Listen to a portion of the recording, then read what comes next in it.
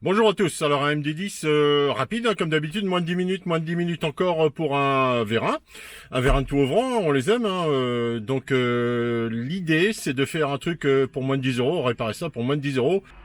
Alors comment on enlève sa garniture? Bah c'est simple, hein. Vous ouvrez le toit, vous mettez un magnifique manche à balai, voilà, vous éteignez le moteur.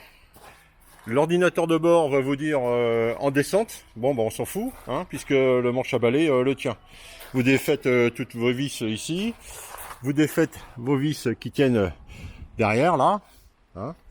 Ici, on fait attention que le joint soit pas pris dans le plastique du pavillon. Hein. Bon, ça s'enlève quand même assez facilement. Voilà comment c'est fixé au niveau arrière pour le plein ciel.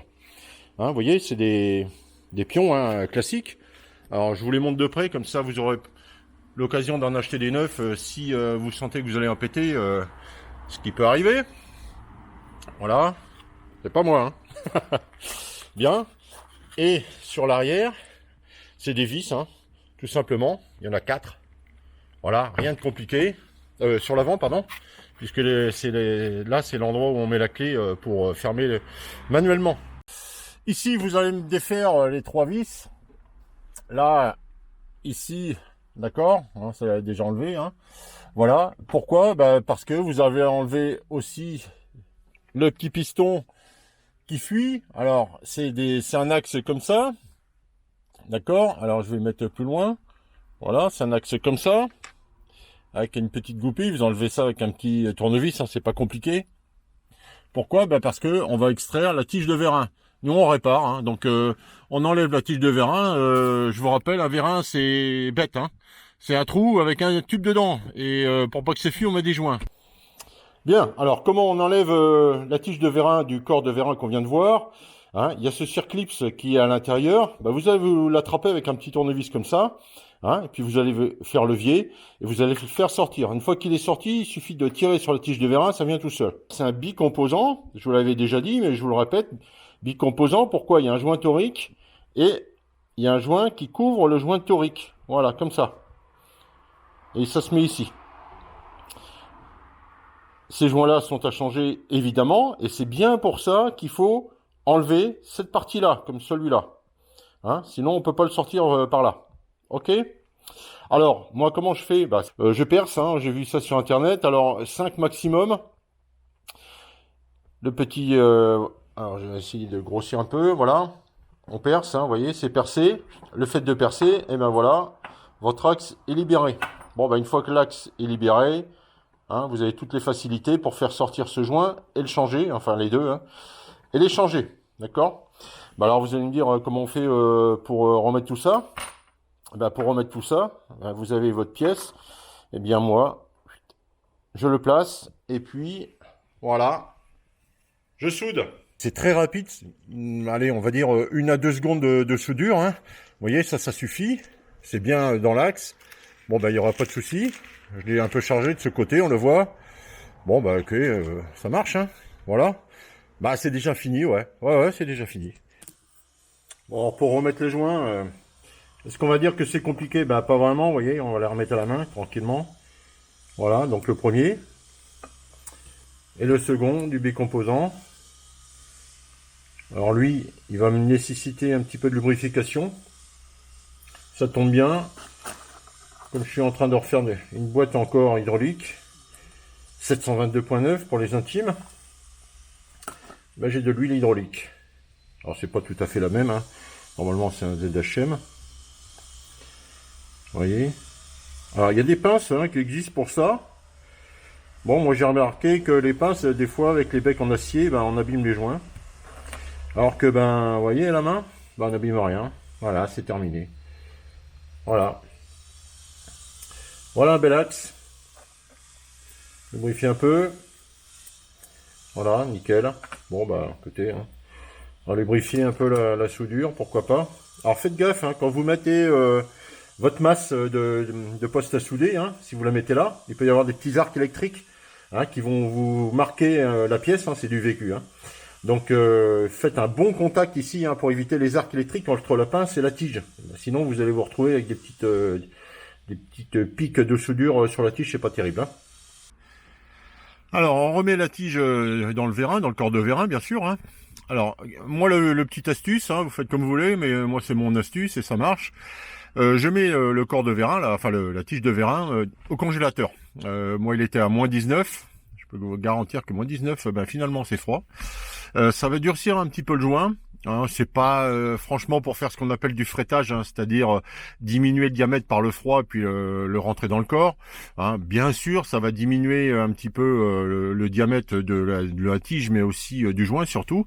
Hein. Mais c'est surtout que ça va le durcir et ça va l'aider à aller dedans sans se faire coincer quelque part. Bon, après, ben c'est simple, hein, tout ça là, on va le lubrifier, on le pousse.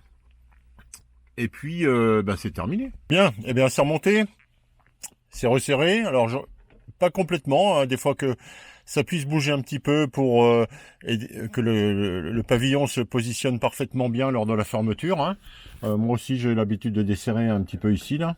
Alors, pendant qu'on y est, hein, vous entendez, hein, c'est ce qu'on doit entendre. Hein. Des deux côtés, bien sûr, il y en a deux. Hein, si ça bloque, alors vous avez une possibilité, vous prenez une seringue, vous achetez ça en pharmacie, vous mettez un petit peu de WD-40, vous transpercez le joint ici transparent, vous en mettez à l'intérieur, bien souvent ça répare pour pas grand chose. Allez, on va démarrer puis on va être vite fixé.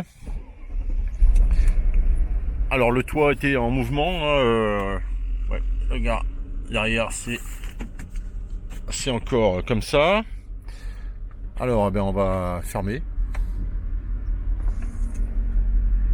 Voilà.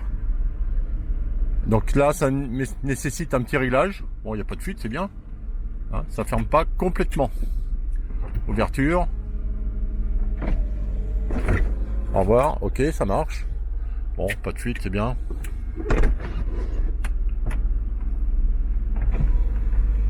Voilà, on va faire un petit réglage. Bien, c'était pas vraiment un réglage, hein, donc on est au niveau du toit là, vous voyez cet axe là, hein, vient s'en ficher ce crochet là. Sur cet axe il y a voilà du plastique hein, qui se met autour.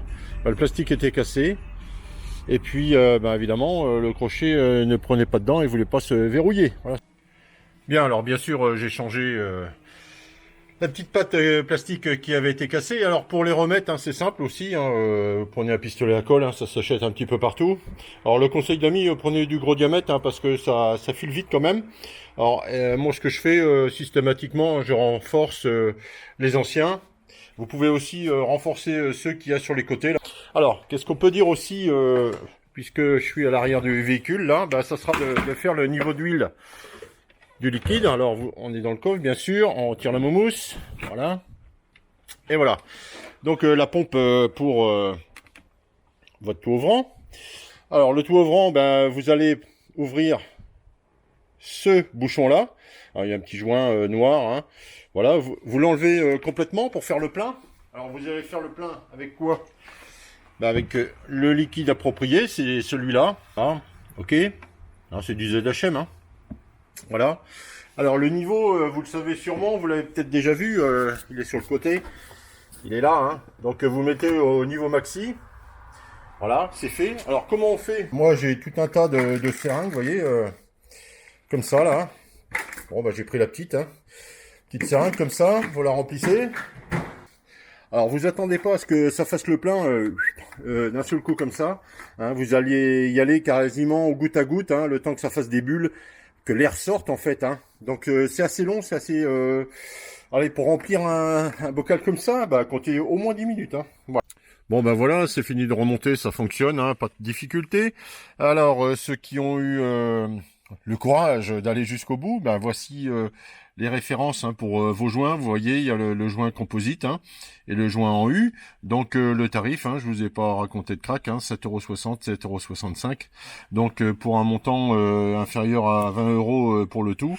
Hein, vous voyez, c'est remonté, c'est réparé. Alors prochaine vidéo, on va rester avec les Allemandes, mais pas Mercedes. Non, ça sera pas Mercedes, ça sera un véhicule d'exception évidemment.